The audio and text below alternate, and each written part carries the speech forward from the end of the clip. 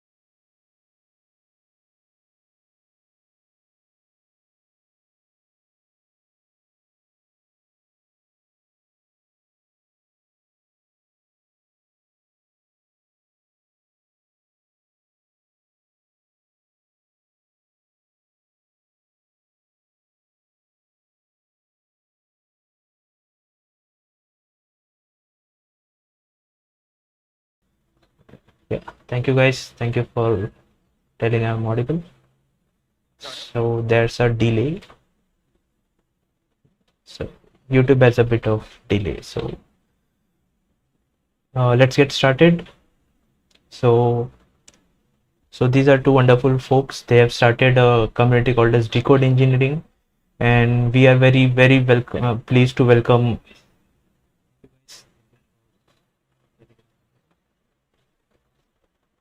And we are very pleased to welcome each and every one of you for attending today's webinar on roadmap to app development.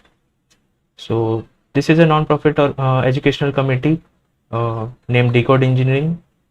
So we help engineering students and aspirants build their careers, and we are not trying to market you anything. We are just trying to help you out. So don't worry, everything will be free. So our main aim is to guide students to help them build their skill with respect to industry standards. And I've seen lot of young aspirants with fantastic projects, and people younger than me, people with me, and people just uh, 1 or 2 years uh, elder than me had some magnificent projects in their career, and they are building. They are not stopping at any point. They're just uh, building a lot of stuff, and it's nice to see that. And so so yeah, that is it. We are Decode Engineering, and we'll help you out to the process you get if you get stuck in your career path, or if you want to just explore new things. Reach out to us. We will, if we don't know it, we will try to gather people who know it, and we will try to answer your queries as soon as possible. So let me introduce you Samruddhi Matre and Rohit Sahu. So Samruddhi is a junior machine learning engineer, and Rohit is a system engineer at Tata Consultancy Services. And these both folks have started this wonderful journey called as Decode Engineering. So I'm glad that Decode Engineering invited me today for this session, and I will try to pass on as much as knowledge I have with me to all of you. these both folks have started this wonderful journey called as Decode Engineering. Glad that Decode Engineering invited me today for this session, and I will try to pass on as much as knowledge I have to all of you.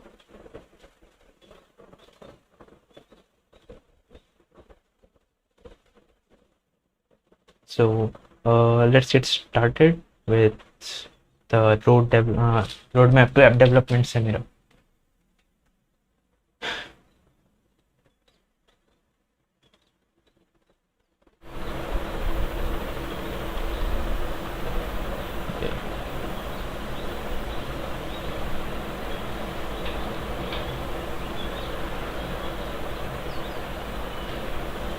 So just let me know when my presentation is full to all of you. There's some delay with YouTube. Sorry for that, guys, but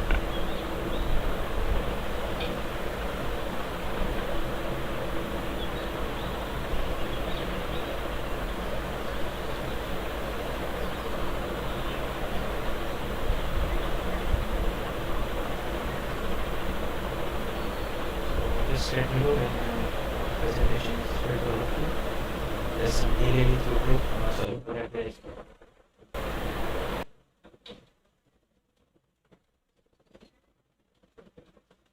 I hope I am audible now.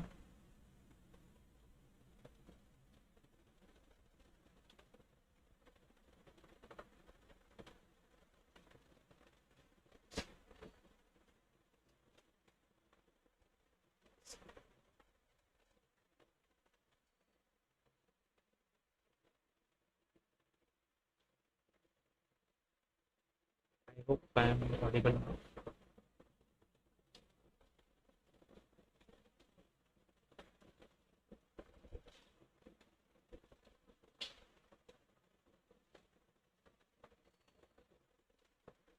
So yes, let's get started.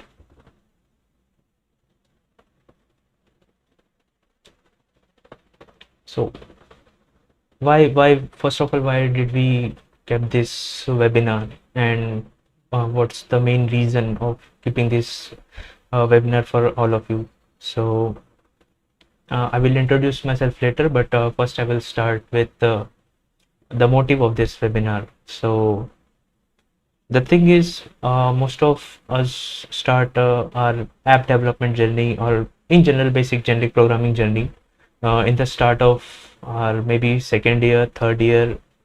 Some start late, some start early. But the thing is, what value does it create? What's the work and reward ratio between it? So suppose you are learning Python. Okay, so you need something that you build something that will solve people's problem, right?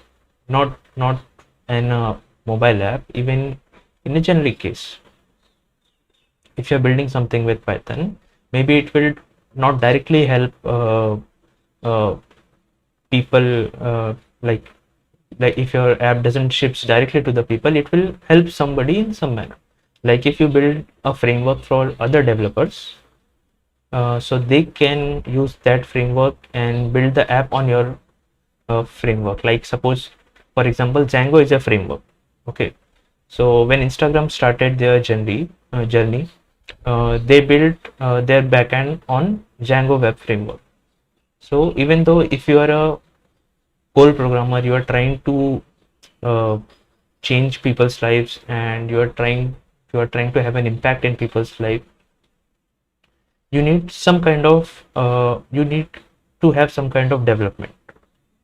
Okay, like even though if you're doing it as a Python, if you're building a library, or you're building a framework, or you're building an app.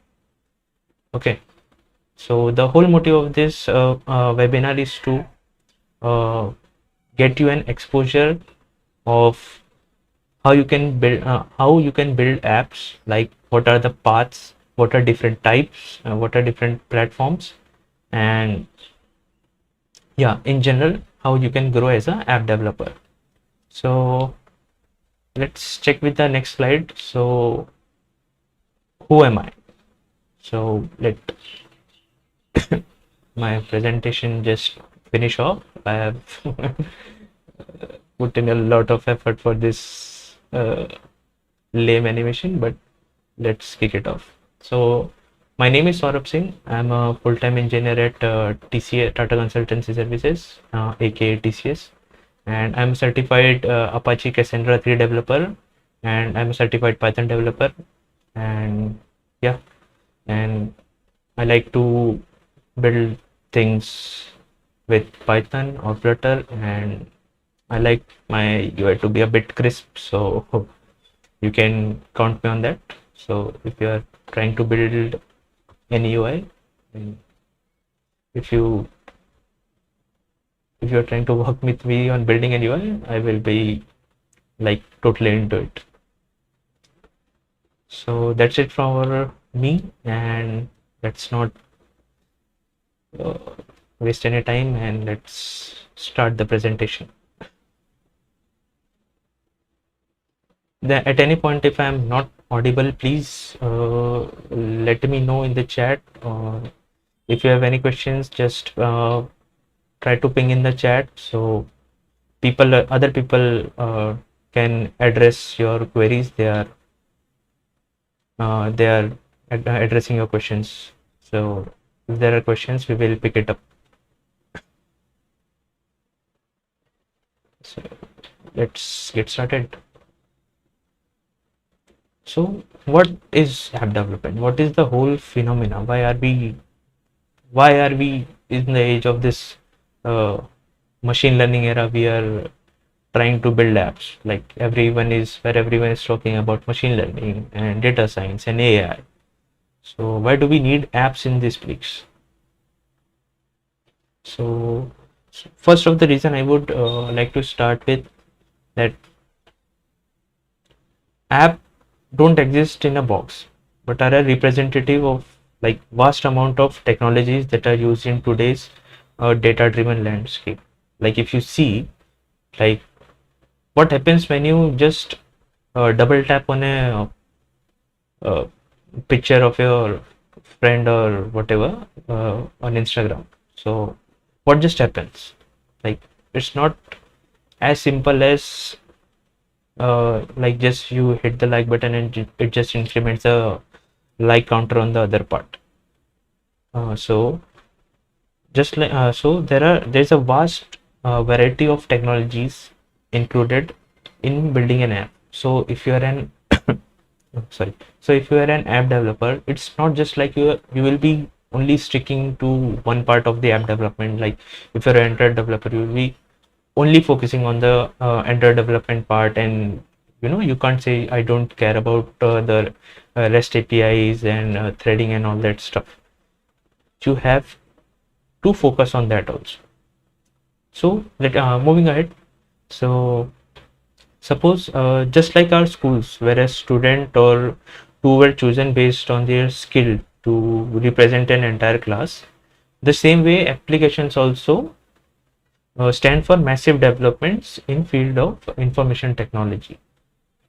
Okay, so a app that and like I said previously, Instagram app is not just a React Native front end app.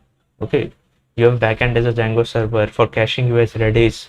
You have Postgres as their database. You have Django as a server, and many lot of things like how you get that recommendations, and that all the reels like there are things copy pasted from other apps. So let's not talk about that. So how does this process of app development evolved, right? What was the reason why people are investing so heavily on making great apps? Like what if you see Instagram, just the Instagram app 5 years before, like there was no dark theme, there was very limited amount of features with respect to today's features. Like why they're investing on the app itself. So if we go to our maybe 2 decades back or 3 decades back, even I was not born. So let's start with the basic desktop computer. We all know that we had DOS, so uh, we only had black screens, and we mouse was barely used, and uh, we the things were not that intuitive like now they are. So where we started with the basic desktop computers, then we moved to GUIs, and then came the rudimentary cell phones that were that Nokia phone, uh, 3310. So but that things changed, like right, we were having very huge massive computers, then we had a cell phone. So even Nokia 3010 had apps. They had the Snake app. Like I hope we all have spent our childhood pressing 2, 4, 6, and 8. I don't know how many times. So that was one of the things. So those were apps. Those were legit apps.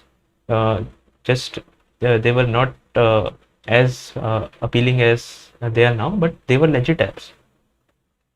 So then, but the point was they only supported voice calls and SMSs, not video calls. So as things grew, as we developed, as we progressed, then came the internet. Okay, so I'm for this millennial audience, I don't need to tell you what is an internet and how does it work. You all know very well. But with the rise of internet, there were sorry, there were two things that grew very fast. The whole idea of website development, and after website, when the cell phones got developed very much, we had then we started getting apps. Okay, started getting apps.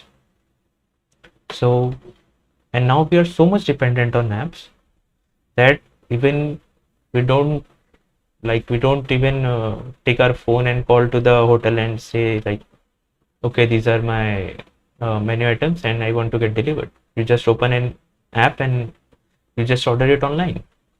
And during this situation, the usage of apps have drastically gone up, and there's no need to say that at this point why apps are not needed.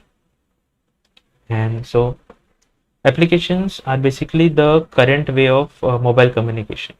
Like it has become a need. Previously it was not a need, but now we barely do SMS, like, right? We just WhatsApp each other. So the thing is, apps have apps have indulged in our life in such a large manner that it has become a verb now. We don't say we don't say that you should message me. We just say it like WhatsApp me. That doesn't make any sense. You can app a me, like you can't just say that app me. So that's pretty lame, and let it go. So yeah, the whole point is that apps have uh, got us apps have created a whole ecosystem that people can't really stay without apps.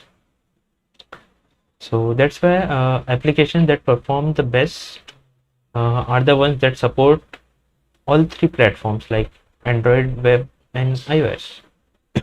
That's the whole point of being an app developer. People are demanding for app developers. Sorry, people are demanding for app developers, full stack developers. They want people to develop a full scale app, so they have less dependency for maintaining other code bases. So that's why we need apps in the market. And coming to my previous points, like if we have machine learning AI, then why are we building apps? Why do we need apps?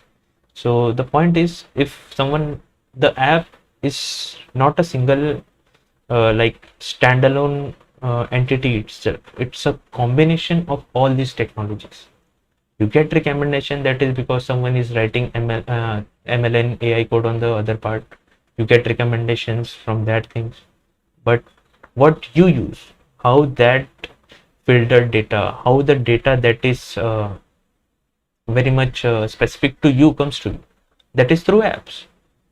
Okay, so no one will, no machine learning engineer will give you just a JSON data and tell you, okay, now use it in your app. You can see the, you can also see the images, but what's the use if everything is text based? So years and years of hard work have been put in app development, and I think it's a very good time to be an app developer. That's my perspective. And because it feels great when you see people using your apps, and it doesn't has to be a very complicated one. Like there are apps which don't even use machine learning. Your calendar app, it doesn't even use machine learning. You just have it to make your life easier.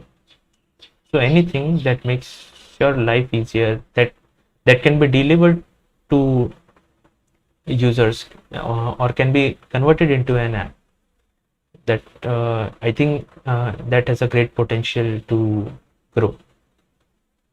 So that's, I think, enough of what is app development, and let's start with the next thing.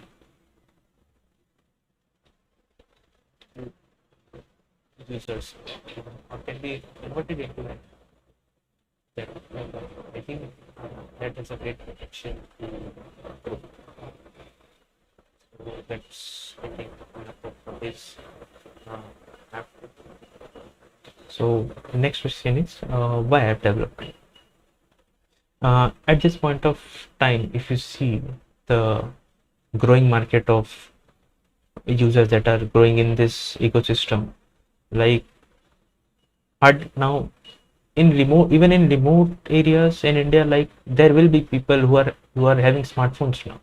Like very few, like people are shifting towards smartphones because they have became cheaper. So the point of my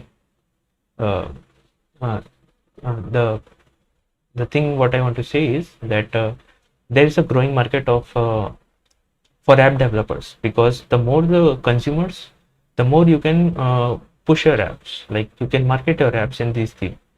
Like there's an app very famous in Mumbai, that is M Indicator. So what M Indicator is not the sponsor of this app. I'm of this webinar. So I'm just giving you an example. M Indicator is an app that has 10 million plus downloads, maybe more. I'm not sure, but it has 10 million plus downloads. For that I'm sure.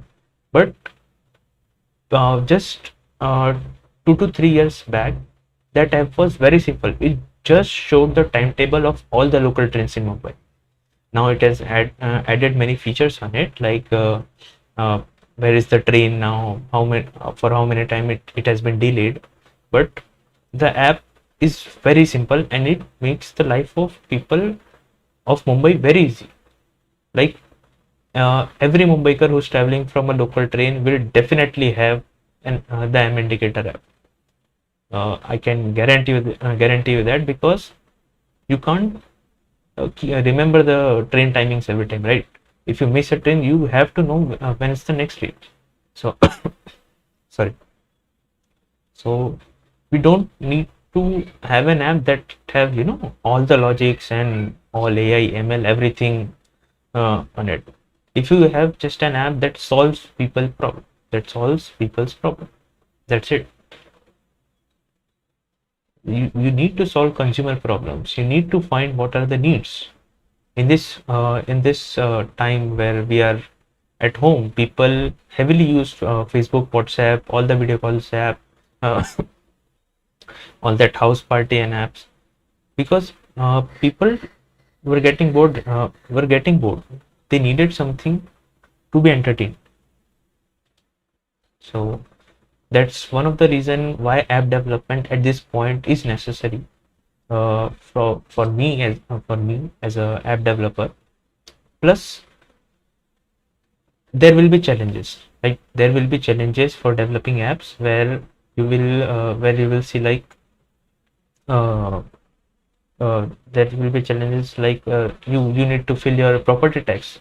There's an app for paying up your property tax, and you have apps that do provide you with multiple supports. Like for example, take Paytm. Paytm was just a money transfer app before, but now it has loans, credit card payments, bill payments. It even gives you reminder of bill payments. So that keep and plus cashbacks. So I'm not trying to promote any app, but I'm trying to give you reasons why people are consuming apps more and more.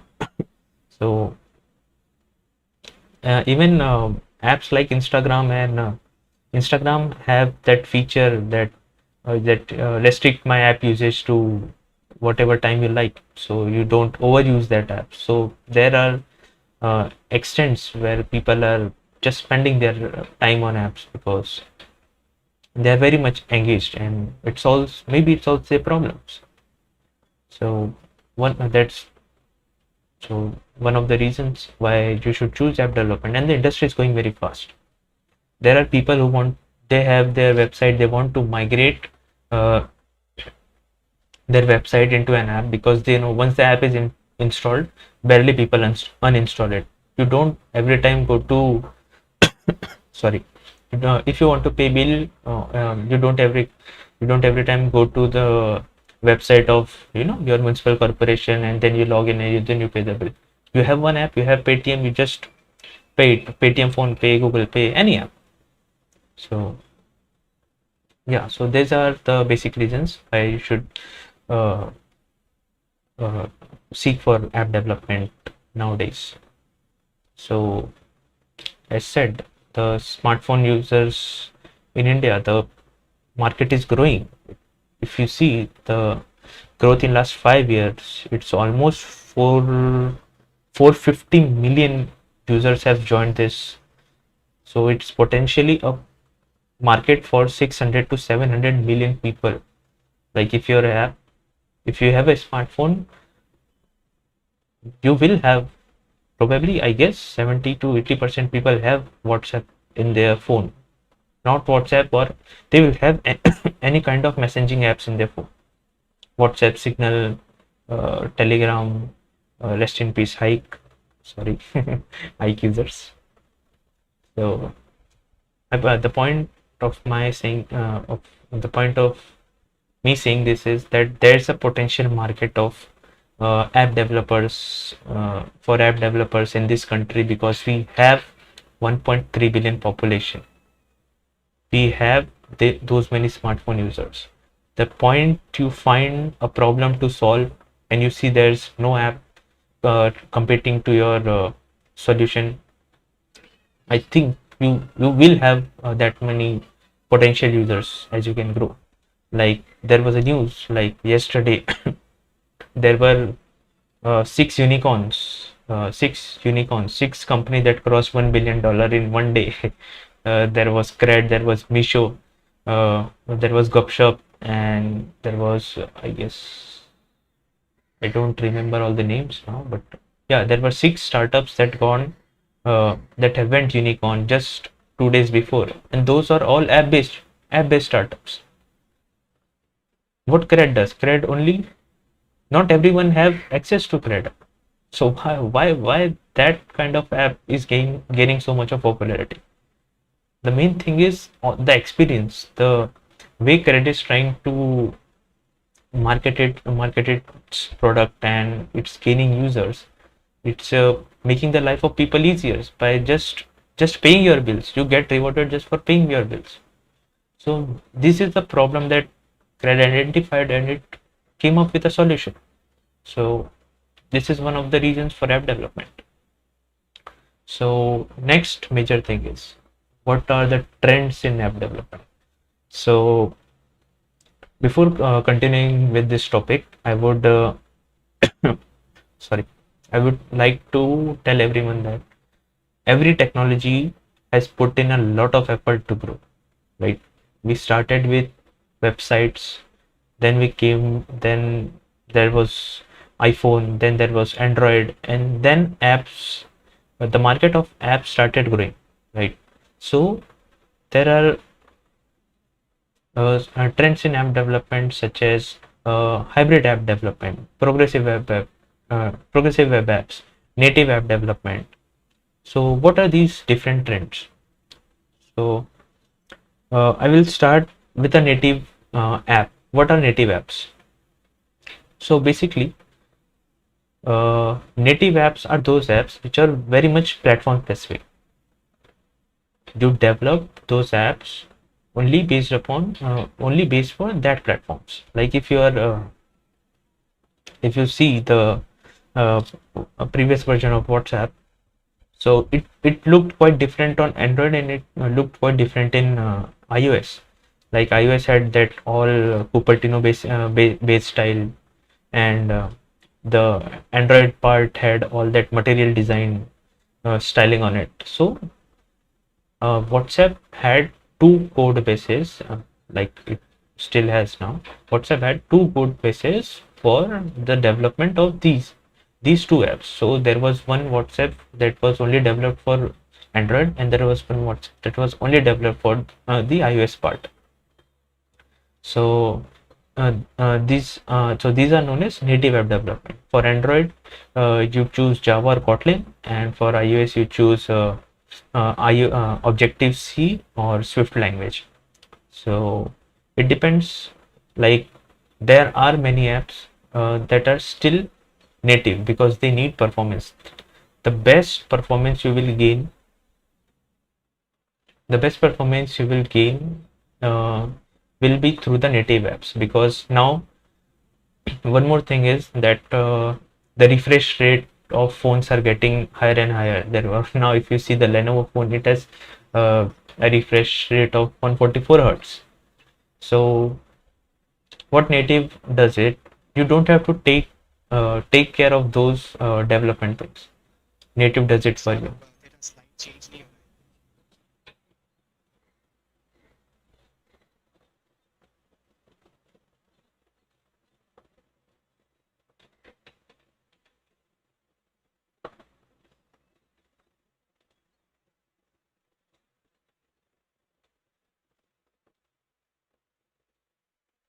Okay. I guess my slide is not getting changed. I will just look at it.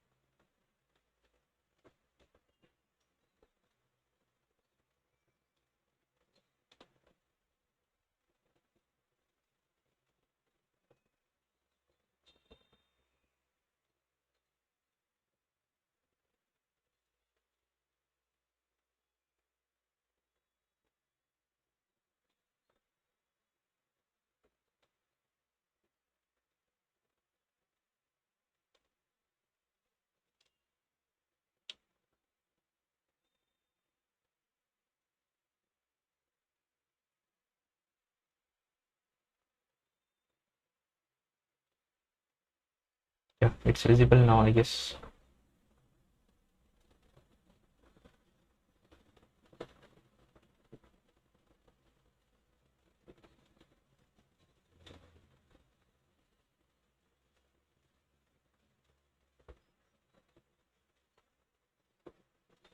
Yeah, guys, so sorry for the delay.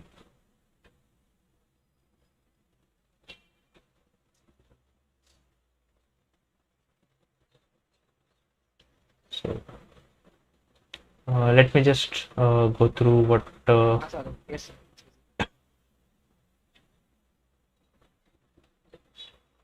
So guys, so sorry for that. I was not aware that it's.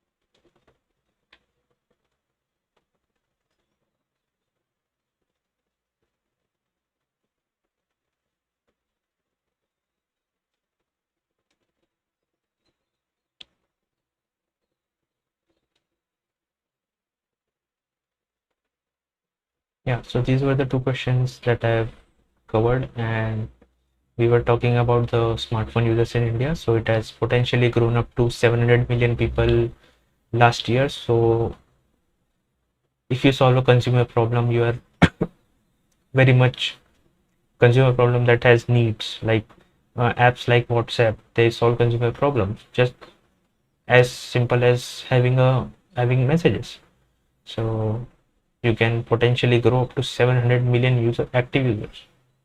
It's a very far-fetched number, but yeah, it's achievable. Maybe 5 years from now.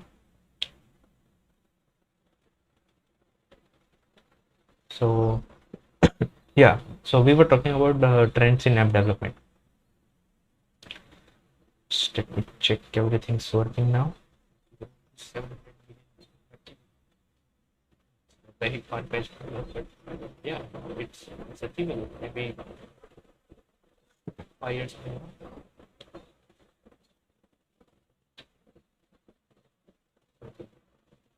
Yeah. So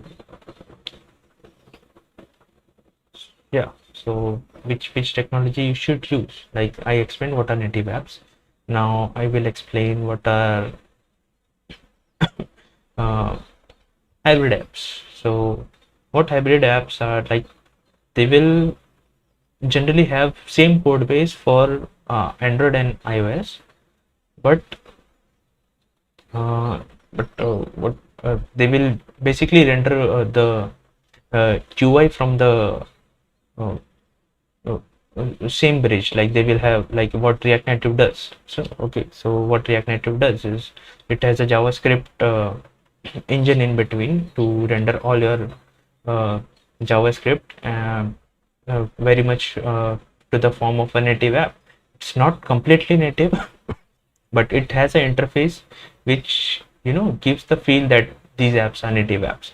Instagram is on React Native, and Facebook has shifted their app to React Native, and yeah, there's a huge market for React Native right now because the thing is React Native came very much earlier than other cross-platform apps. There are platform apps, there are hybrid and cross-platform app development platforms such as uh, Cordova, Ionic.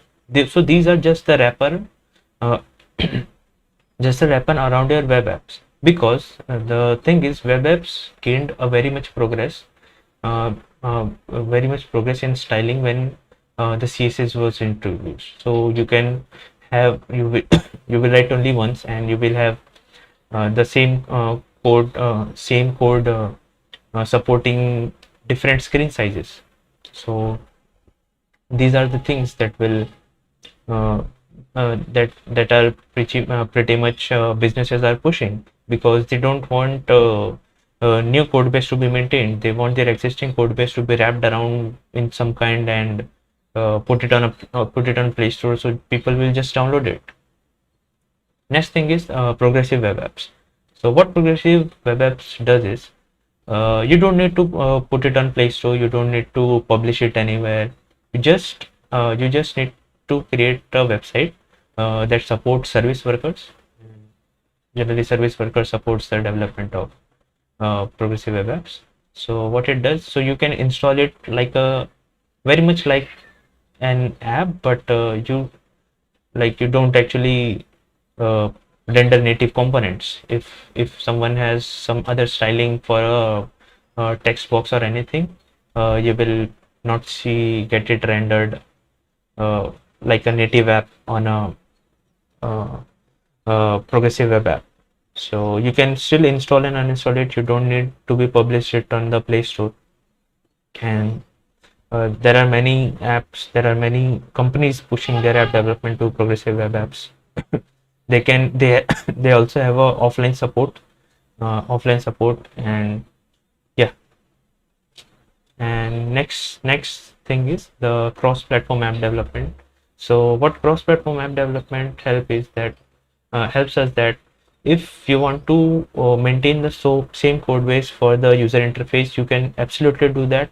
You will have different like installables for different platforms. Like for Android, you will have APK, for iOS, you will have IPA, and for Windows, you will have exe files, and for Mac, you will have Mac apps.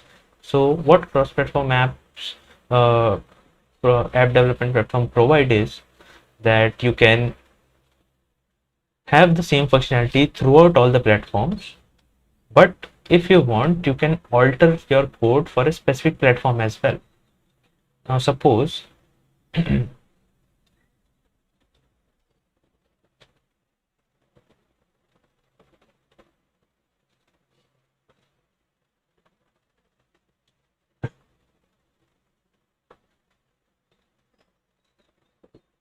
yes, there's some issue with my internet. So let me check.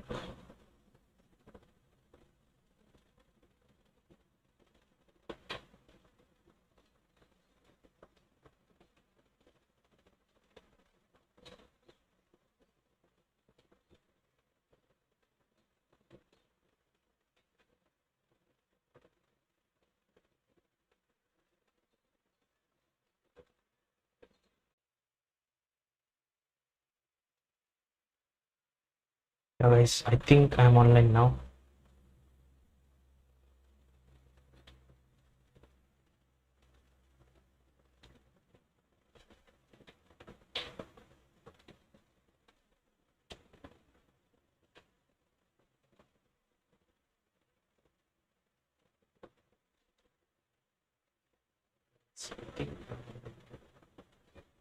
So sorry for the delays. These are uncertain things that happens. These are not these are not in my control. So I'm extremely sorry for that. So just continuing with our work. So yeah. So which one to choose, right? So there are a whole lot of options. You can go for native for Android and Swift. If you want cross-platform applications, you can go for React Native, Flutter, or Ionic as well. But what's the best fit for you? It depends. If your product is very much platform specific, you should always go for native apps. Like you will have two code bases, but you will have extra performance, and you can tweak it as per your platforms. Like there are hardwares which do not support fingerprint lock, but they support face lock. So the face lock on iPhone is quite different that on Android. So if your app has very much platform specific concerns, you should always go for native apps. Next are cross-platform apps that are React Native and Flutter, or if you want, you can choose for Ionic. So Ionic is basically a wrapper around your web apps, and not very much. They will not give you very much native performance. But React Native is changing very rapidly. They are changing their graphic engine a bit. They are moving it to C rendering engine now. If I'm not wrong, please correct me. Don't quote on me on this, but please correct me. And there's Flutter, which is now new in the market. So, but the thing with cross-platform apps are they are very much they are restricted to not exploring the core functionalities of the specific platform. They like both React Native and Flutter, they only can support up to 60 FPS rendering, not more than that. So even though it's not very much noticeable in apps, but as the refresh rates are growing in phones, it will be noticeable. Like there are phones in now mid ranges, like 10 to 15,000 phones are having 90 hertz refresh rate. So that's not a very huge problem that may be solved in future developments. But yeah, if you want your day to be very much performance from day one, like you should be very much effective and very much like you should perform very fast, then you should definitely go for native apps.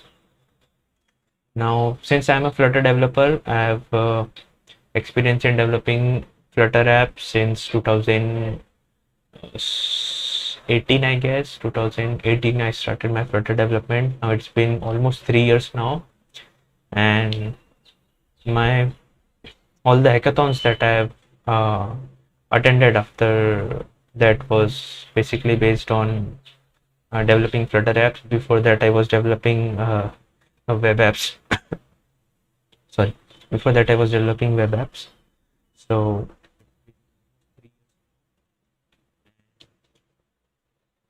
before that, I have done a bit of work in the native app development as well. I have my first Android project was uh, a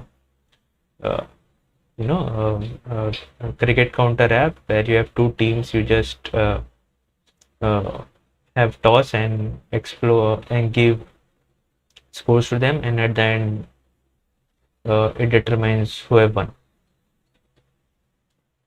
So for that, next thing is the like why choose Flutter, like what why Flutter was my first choice. So when I saw the first Flutter Interact, like first Flutter Interact, that was in 2018, then I explored it, and then I got to know that this is the thing that I want to do. This is the thing I want to make apps with. This is the thing where I will cut down my time in half. I don't have to spend time in writing XML for differently and Android different, Java code differently. So now with a huge shout out to the Android team, they are developing Jet Compose. So with Jet Compose, you don't have to write XML code anymore, and you can just do it with the same Java or Kotlin code. So that stuff is pretty interesting nowadays. So it's still very much in experimental mode, but it's worth trying out. So I'm not trying to defame or make a technology look very great, because every technology has its own pros and cons, but there are people putting a lot of effort in developing such technologies. So as a Flutter developer, I will tell you why I chose Flutter and why you should choose Flutter. I will try to uh, uh, convince you to choose Flutter as if you have not started your app development journey. So what Flutter? So see, Flutter, first of all, Flutter is developed by primarily developed by Google, and it's a cross-platform UI framework, right? So you can develop both Android and iOS app from the same code base, and they will look they will look exactly same on both the devices. You will have the same experience for both the users, for Android and iOS as well. So the thing that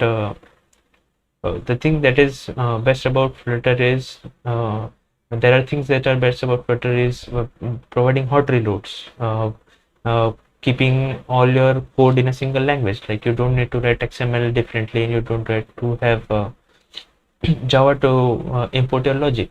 You just write one language, that is Dart, and you can have proper functional app for both the platform. So what Flutter does, there's a different rendering engine called as Skia, SKIE, that is Skia, that Flutter uses to draw all the components, to draw all of its components. So everything that is rendered on a Flutter app is basically supported by Skia, that is written in C++. Even Dart itself is written in C++. So there's a lot. So the processing is a lot faster than other cross-platform apps such as React Native. So you don't have to spend your time, in profiling why my GPU is getting so much of load. I'm not saying that your app will always be performing better than React Native, but it also depends upon how better you write your code, how efficient you write your code. Sometimes React Native will outpass your Flutter code, and that's completely fine. That's how frameworks work. And the next feature I would like to tell you about uh, Flutter is the whole ecosystem, the pub.dev. Pub.dev, there's a website called as pub.dev. So pub is basically a package manager for your Flutter apps. Like in Python, you have pip, so you can install just another library into your environment. The same thing goes with Flutter. In Flutter, you can have the pub is the basic package manager for Flutter. You can uh, uh, uh, uh, install different pub libraries that are published on pub.dev, and there are hundreds and thousands of libraries available. If you don't want to write your native code, if you like, there's a uh, package called as path provider. What it does is it will get all the files on your device, so you don't have to care about whether it's a Android device or a iOS device. You just have to import that package and you can basically write your code. So yeah, that's one of the best parts of Flutter. That next best part of Flutter is you can integrate your Java or Swift code. You can integrate Java, Kotlin, iOS, or Objective-C. You can integrate all of your native platform code with Flutter. There's a concept called as platform channels that helps Flutter to communicate directly with the native Android code or native iOS code. So there are things that will, if you don't want, if you have some specific requirement for your app that is very much platform specific, you are free to write your own platform code. Like you can write a specific code for Android fingerprint sensor and a specific code for iPhone face lock. That's completely fine with Flutter, and you can communicate through platform channels. You can pass data through platform channels from Flutter to native Android code. So that is that is very much, and all the codes, all the messages are async, so you can have you can call the platform channels and wait for the calls. And next thing is like the community is growing. There are jobs for Flutter developers now. If you open LinkedIn, there are jobs for Flutter developers. There are people hiring Flutter developers. There's a lot of companies just looking for Flutter developers, and because it's a rapid, people have a different saying of it, that it's a rapid prototyping language. So what Flutter does is, if you want to just quick start with your UI and everything, Flutter is the best choice. And people are developing apps now. If I don't know how many of you know it, but Google Pay is now on Flutter, which has more than 1 million users, active users. So Google Pay is now on Flutter, and Google Pay has started its worldwide operations also, and that on Flutter. So it's great to see that if you can have such a secure app built on Flutter, then nothing can, like, there's literally nothing that is more secure than a banking app right now. So if you want your app to be secure as well, Flutter is a great choice. So the writing code, starting a Flutter app is very simple. You just have to write Flutter create. You need to have Flutter installed. Flutter create, name of the app, and /a is a flag, -a is a flag for is what language you want to choose for Java, and -i is the flag for what language you want to use for Swift. So just to run that, you just need to run the command flutter app, flutter run. And so this is one of the apps that I built using Flutter. and the backend of this app is in Django, and it's a small social media app. If you want to play around, or you can you want to experiment with different Flutter concepts, everything is in this app. There are also state management techniques in this app written from scratch. So you instead of importing packages for state management, I wrote it from scratch in this app. So if you want to have a look at how it's done, you can refer to this app. I will probably drop a link in the comment. Yeah, so coming to the final part of this webinar, how can you learn Flutter? So first of all, you need to learn Dart programming language. The language is super easy. I will guarantee you that the language is super easy if you know Java. It has very much similarities in Java, but the plus point is you can also write functional code. You don't actually need to only write classes. You can write functional code. I guess that's also possible with above Java 11 or Java 9. I'm not sure, but I know it's possible in Java as well now. But from day one, Dart was a language where you don't always need to have a class to run your code. So Dart is a super easy programming language. You will have fun learning it. I can tell you that. Plus, after learning Dart, you can go with the Flutter framework. But I would advise you, before learning Flutter, please try to have a look, at least have a look at how Android works, like how iOS works. That will give you a better understanding when you try to make more complex app, that you try to make more platform specific apps. Those things you will encounter those challenges, and you have to encounter those problems previously. You can tackle that problem previously if you have seen Android or iOS apps. So next thing is make sample projects for your editors. So as other developers, I created my first app as a to-do app in Flutter, and it actually feels good when you have completed your one project and you have finished a project, and you can tell that, okay, you can tell your friends, okay, you just install this app and give me the feedback, how it's installed, how it's working, what are the good things, what are the bad things. So that you will get a fresh perspective of as a user of your app. So next thing is find an experienced developer to review your code. This thing may be or maybe not difficult to find depending upon or on your network. So if you are if you have good network, like people working in other startups, other companies, other MNCs who are developing Flutter apps, who are who are contributing into open source, please ask them that they can review your code. Just ask them. If they say no, find someone else.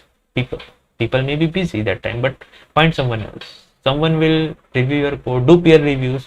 Ask your friend if he has written some code. Just check how he has implemented those methods. So it will be very much beneficial to have another perspective. So next thing is go to hackathons. I will tell you one thing, that even you have very little knowledge, don't hesitate from going in hackathons. Don't hesitate in going in hackathons. Go there, learn. There will be people very much experienced than you. There will be people like who have already spent 3 to 4 years in app development. You will first of all, you will get better connections. You will meet those people, and if nothing works, you feel that hackathons is not for me, have free food, have get all the swag stickers, but definitely you will have some experience. You will see people working there, people writing code for 24 hours, 32 hours. So there are 2 days long hackathons where you need to develop an app in 24 or 30 hours. So that those experiences are great. I've been into almost five to six on-site hackathons and one virtual, and I will tell you, uh, Flutter and combining Cassandra and Django, all the knowledge that I have encountered till now, Flutter has almost given me, I cannot say the amount, but it has given me the decent amount back for my all the learnings in Flutter. Like the hackathon that I participated in last was a Cassandra hackathon, but my front end was on Flutter, my server was on Django, and my backend was a Cassandra database. So it was I worked for 15 days on that app, or roughly 15 days for 3 to 4 hours per day. So it was a month long hackathon, but you can submit your submission in that 1 month frame period. So since I'm also a full-time engineer at TCS, so I have to work after my job, and so yeah, that experience was great, and it was a decent amount of money that I got from winning that hackathon. So if nothing motivates you, just give it a shot. Just try to see if maybe your product is good enough, and maybe people are people find your product good, you will get a reward, don't worry. So there's a time. So from I have went as I said, you have went 6 hackathons, and but I've only been prize winner in 2 of them, but rest of the hackathons were also uh, equivalent in terms of winning experiences. So yeah, hackathons are the best way where you can test how much you have learned that technology, and how fast you are, and how fast you can learn it within a given frame, within a stipulated time. And yeah, try to integrate it with different technologies, like as I said in the starting as well. App development is not just making an Android app, it's not just making a front-end app. You have to have a backend, you have to have data, so you have to integrate those technology with your app. So try to integrate with different technologies. Try to learn about what are REST APIs, what are REST frameworks, what is get, put, post, all of these things, because ultimately every company requires engineers who at least have working knowledge of all these HTTP protocols.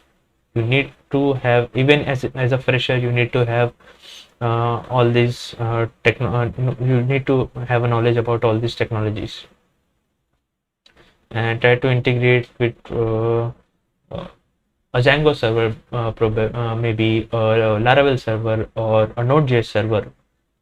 So you can, and try to have different kinds of database. You can have Mongo, you can have Postgres, you can have Cassandra as a database. So I'm a Cassandra developer, so I can tell you about Cassandra. It's very much flexible in handling large amount of data. So yeah, if you can integrate with different technologies, I think you are good for applying jobs for a Flutter developer or anything. If you can um, show your client that I can work on this feature in this stipulated time, or if you are using any app development technology, and if you guarantee that I can do this, or if your past experience says that you have done all these things, uh, you you may get a pretty good job there, and the job that you will, and in which every day you will have some of the learnings. So yeah, that's it for being as a Flutter app developer. So let me just check if I have something left in my plate.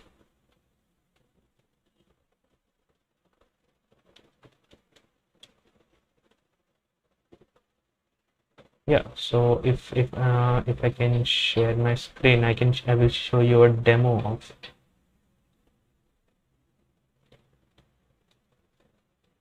Uh,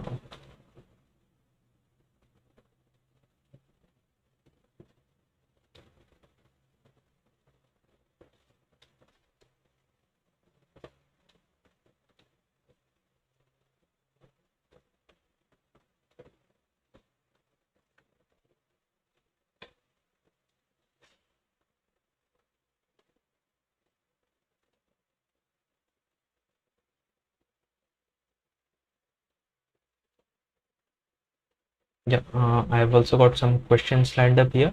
Yeah, I will definitely answer your questions, but just let me check if I can share my screen now. So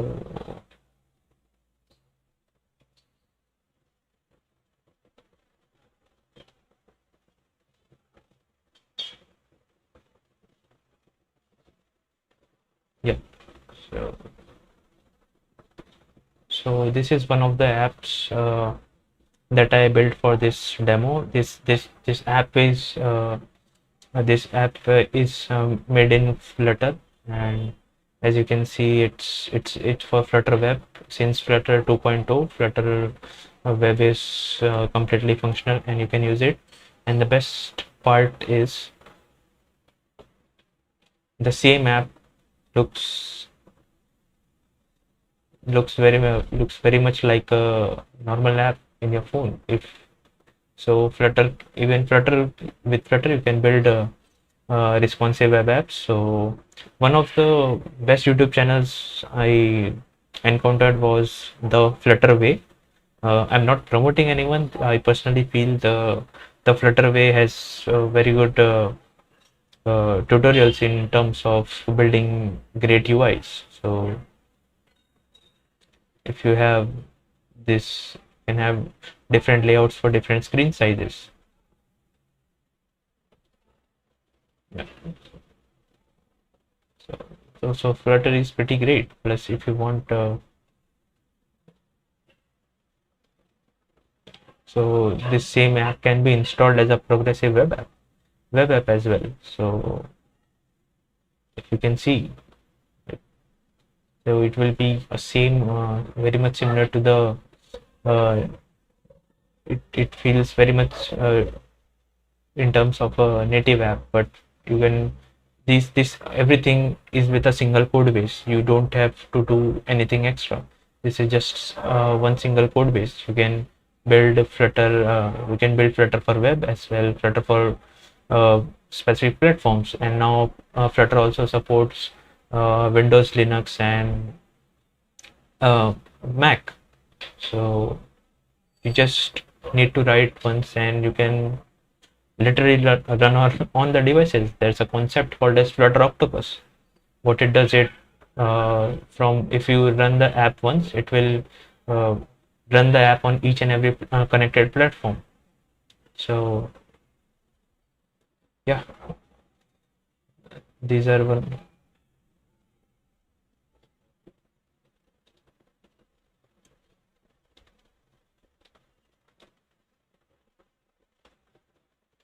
Yeah, so that's it from my side, but I will take your questions, and let's get started. So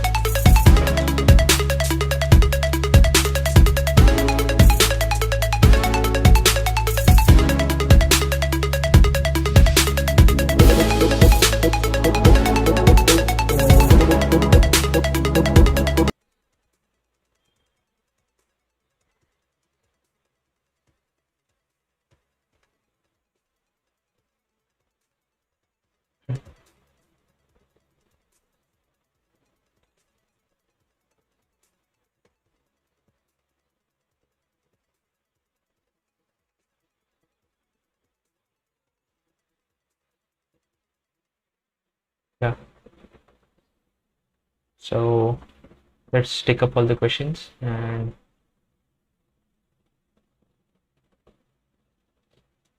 so one of the questions was, what are similarities or difference between learning web app and dev app? App development, is it easy to switch from web dev to app development?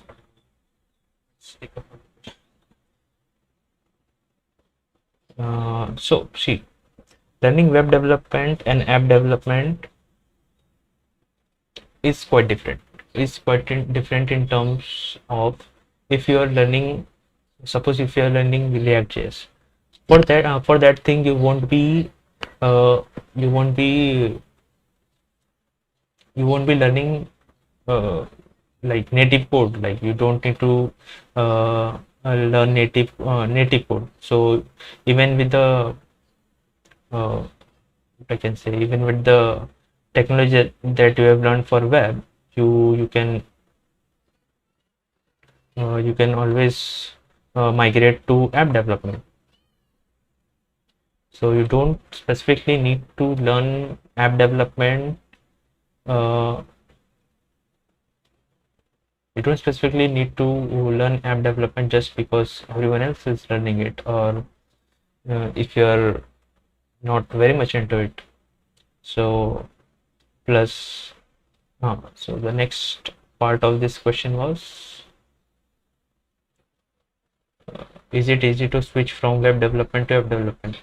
I would say, if, again, my answer would be same. If you have already learned React.js, you don't need to be very, very concerned about switching from web development to app development. Things will be very much easier for you. Things will be very much easier for you.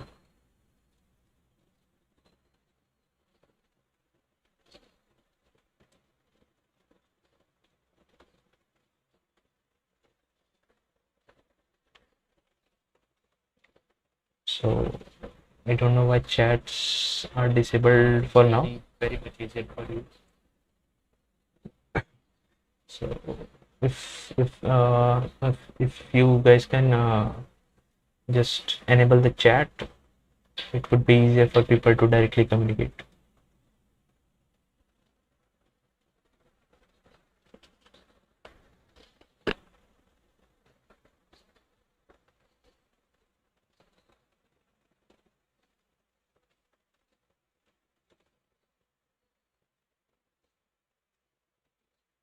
Yeah. If you can just refresh, if you can just refresh the page, you will get the chat box again.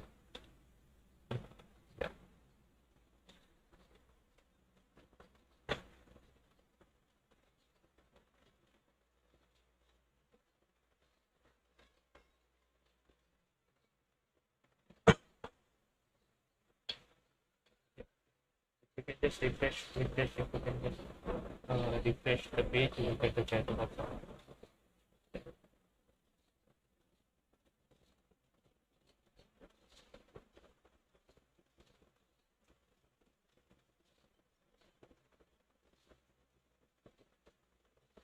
Yeah, so that was the question from Omkar Sase.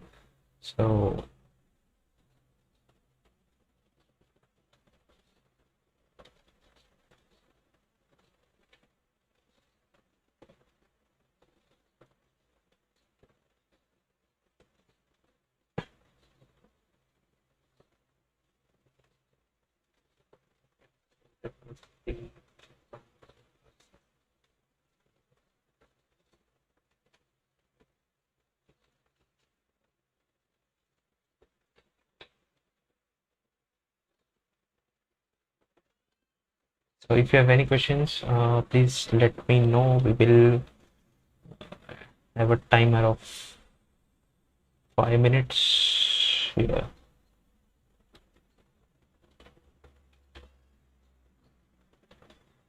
So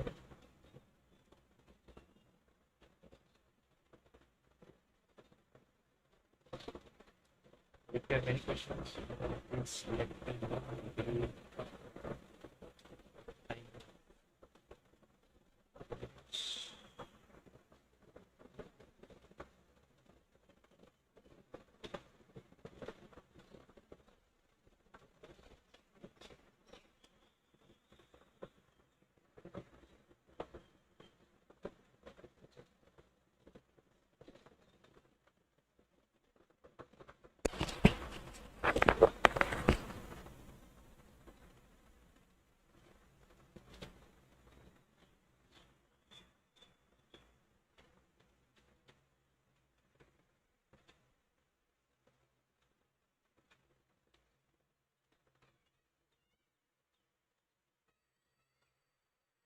Okay, till that time, I would like to speak about different ways you can earn money from Flutter app development and how much Flutter is now used in the industry. See, the startups that are now growing, or the consultancy firms that are providing IT services to other businesses trying to invest are trying to invest in Flutter app developers so that they can get their apps running for both the platforms as well. And next thing is about hackathons. One of the main reasons, one of the main motivations of being in hackathons would be uh, prize money. Some of the hackathons have uh, very huge prize money, like the hackathon last year I attended. There's a had first prize of $10,000. So yeah, those hackathons are just great, absolutely great. If you can uh, spare some time, if you can work on maybe probably work on weekends in hackathons, uh, those things will be great even as a career opportunity. And so next thing is try to do, if you can do, please try to do freelancing. And yeah, you will get clients. Just ensure that I have worked before in this technology and I can work in this technology. You just have to, convince the client that you can work on Flutter. You have to convince the client that you can build apps for both the platforms in a single stipulated time. So even customer will have a great confidence in you. So yeah, that's one of the things you can grow as a Flutter developer. And there are different paths. If you have not started it yet, you can start with you can either start with the sorry you can either start with the native code development, like Android or iOS, or you can directly jump onto Flutter. And but then you have to always uh, you will always have to reference back to native app development for some of the minor things. Not much. There are packages available that will do jobs for you, but it would be great if you know the reason how it works and why it works. Try to read other code bases. Try to reach out to people who have created those code bases. So if you can do that, try to contribute in open source. Company does look for open source contribution. This is from my personal experience, that uh, company look at your GitHub profile. So if you are, I'm not saying that just fill it up. Try to have your own projects in it. Plus, if you can fork someone else's project and contribute to it, you get your contributions merged. Even that is great. You are it shows that you are very good in uh, collaborative work. You are very good in understanding other people's code. And if your code gets merged, it's very great.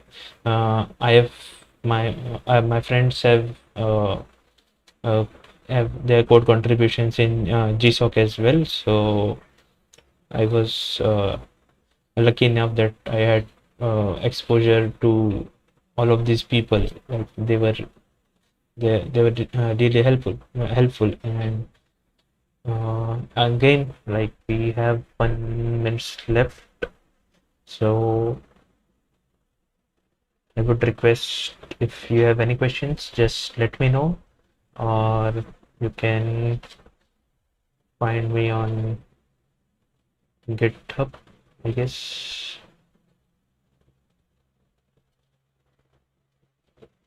So if everything works fine, maybe, probably in future we uh, might start we might have some different series. We will have definitely different series for other languages as well. I guess JavaScript is one of them that will be we'll surely be having. And yeah, if you have any doubt or any concerns regarding Flutter, feel free to reach out. You have if you have any great app idea, or you like to discuss anything about state management or platform channels, please let us know. I will be more than happy to help you. So yeah, yeah, you guys have been wonderful audience. Thanks for joining, and yeah, subscribe subscribe to the channel. That's the main thing you should say after you end the stream at YouTube. So yeah, guys, everything is here is free. We are not, our main purpose is not to generate revenue from this, but to get people more pushed for for learning different technologies. And yeah, that's it. So thank you all, thank you everyone, and a huge shout out to Decode Engineering and uh, Samruddhi and Rohit as well. Thank you for inviting me. Good luck, guys. Bye bye. Stay safe. Sorry.